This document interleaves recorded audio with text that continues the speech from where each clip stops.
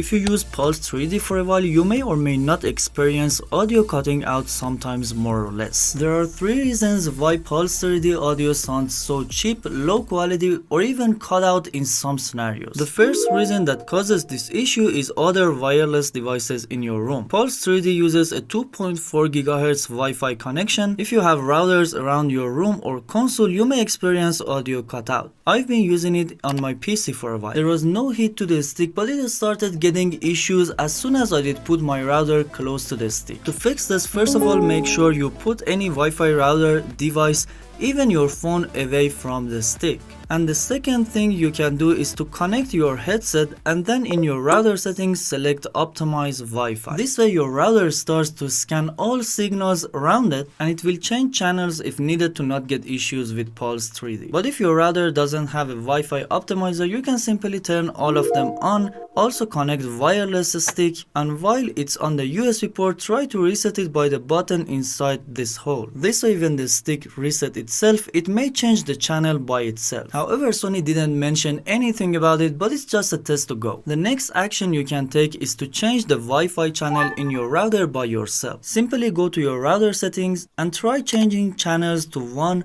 6, 11, etc. Try each of them for a few hours to see which one doesn't affect Pulse 3D radio channel. Changing the USB port on your PS5 can also help, because the PS5 Wi-Fi or heat itself may also cause issues with the stick. So if you connect it to the front port, you probably get better quality. And don't worry about the quality, USB 2.0 is enough for Pulse 3D to give you the best quality. If you still have issues or don't want to move your router away, you can use a USB extender cable to keep the USB stick away from other devices. And if you want to get the best EQ for Pulse 3D on your PS5, PC, your phone, and any other device, check this playlist from here where I made the best EQ for Pulse 3D.